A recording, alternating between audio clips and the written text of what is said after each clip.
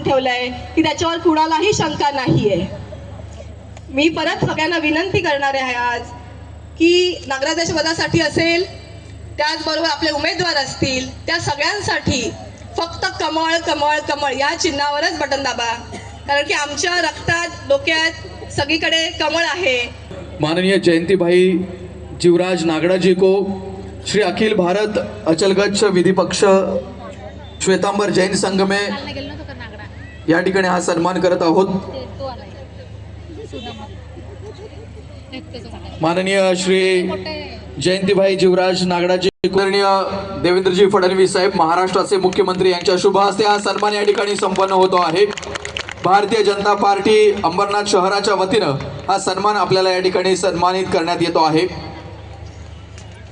आणि यानंतर खरं म्हणजे महाराष्ट्राला ज्या व्यक्तिमत्वानं आणि इथल्या अनेक लेकींना बहिणींना एक स्वतःच्या भाऊ म्हणून एक चांगली ओळख निर्माण केली, कार्यकुशल नेतृत्व म्हणून ज्या व्यक्तिमत्वानं तुम्हा मला सगळ्यांना महाराष्ट्राचा एक नवा चेहरा निर्माण करून दिला, ज्या व्यक्तिमत्वानं या महाराष्ट्राला, युवकाला, शेतकऱ्याला, सर्वसामान्य माणसाला आपलं वाटावं, आपला भाऊ वाटावा, सर्वसामान्य पोरांपासून थोरांपर्यंत प्रत्येकाला आपला भाऊ म्हणून ज्या व्यक्तिमत्वाने ओळख निर्माण केली, महाराष्ट्राचे मुख्यमंत्री असताना सुद्धा स्वतःला लाडका भाऊ म्हणवण्यात ज्यांना अभिमान वाटतो असं व्यक्तिमत्व म्हणजेच महाराष्ट्राचं कार्यकुशल नेतृत्व. एकदा जोरदार टाळ्यांचा गजर करूयात अंबरनाथकर. या ऐतिहासिक अंबरनाथ शहरामध्ये महाराष्ट्राचे लाडके मुख्यमंत्री, कार्यकुशल नेतृत्व माननीय नामदार श्री देवेंद्रजी फडणवीस साहेब यांना विनंती करतो की आपण अंबरनाथकरांशी सुसंवाद साधावा आणि तमाम अंबरनाथकरांना संबोधित करावं. भारत माता की, भारत माता की, छत्रपती शिवाजी महाराज की, धर्मवीर छत्रपती संभाजी महाराज की, जय भवानी, जय भवानी, जय जय जय जय जय भवानी, जय जय जय जय जय शिवाजी. हिंदवी स्वराज्याचे सरसंस्थापक छत्रपती शिवरायांना मानाचा मुजरा करतो. भारतीय राज्यघटनेचे शिल्पकार भारतरत्न डॉक्टर बाबासाहेब आंबेडकर यांना मानवंदना अर्पित करतो. आजच्या या आपल्या प्रचार सभेमध्ये मंचावर उपस्थित असलेले भारतीय जनता पक्षाचे प्रदेश अध्यक्ष श्रीमान रवींद्र चव्हाणजी,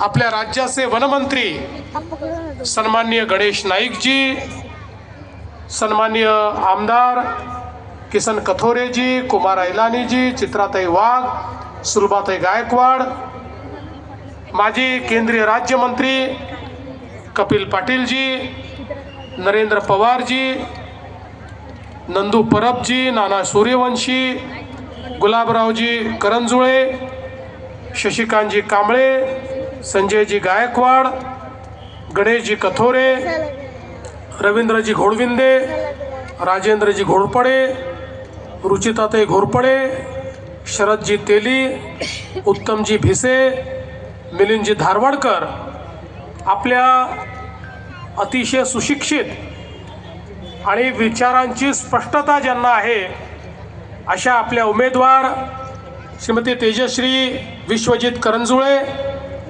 आपले सर्व नगरसेवक पदाचे उमेदवार आणि उपस्थित सर्व माझ्या लाडक्या बहिणींनो आणि तितक्याच लाडक्या भावांनो, खरं म्हणजे आपली निवडणूक ही पुढे ढकलली गेली, त्याचा उमेदवारांना त्रास झाला असेल, पण मला मात्र फायदा झाला. कारण नगरपालिकेच्या निवडणुकीच्या निमित्ताने कमी दिवस होते, जास्त ठिकाणी जायचं होतं आणि अंबरनाथ आणि बदलापूर दोनपैकी एकाचाच नंबर लागू शकत होता. तर बदलापूरचा नंबर लागला. तिथली सभा माझी झाली, पण माझी मनापासून इच्छा होती की अंबरनाथला जाता आलं पाहिजे. आणि अचानक निवडणूक पुढे ढकलली गेली आणि मला आपल्या सर्वांचं दर्शन घ्यायची संधी त्यामुळे लाभली. आणि म्हणून मी आपल्या सर्वांना याच ठिकाणून नमस्कार करतो, आपल्या सर्वांचं दर्शन घेतो. खरं म्हणजे अंबरनाथ हे मुंबईचं प्रवेशद्वार देखील आहे. आपल्या मध्य रेल्वेची जीवन रेषा इथनं जाते आणि या शहराकडे पाहिलं जातं. विशेषतः भगवान भोलेनाथ, शिवशंकर शंभो यांचं जे शिवमंदिर आहे ती इथली खरी ओळख आहे. आणि अतिशय प्राचीन अशा प्रकारच्या या शिवमंदिरामध्ये खरं म्हणजे या ठिकाणूनच मी त्या ठिकाणी माझा प्रणाम पोचवतो. आज मला अतिशय आनंद आहे. ताईंसारखी एक युवा आणि अतिशय सुशिक्षित अशा प्रामाणिकतेतून काम करण्याची त्यांची जी मानसिकता आहे, न खाऊंगी न खाने दूंगी अशा प्रकारच्या मानसिकतेतनं जर कोणी काम केलं तर त्या व्यक्तीला कधीच कोणी थांबवू शकत नाही आणि त्या शहरालाही विकासापासनं कोणी कधी थांबवू शकत नाही. आणि म्हणून मला असं वाटतं की अत्यंत महत्त्वाचं अशा प्रकारचं या निवडणुकीच्या माध्यमातून आपल्याला काम करायचं आहे.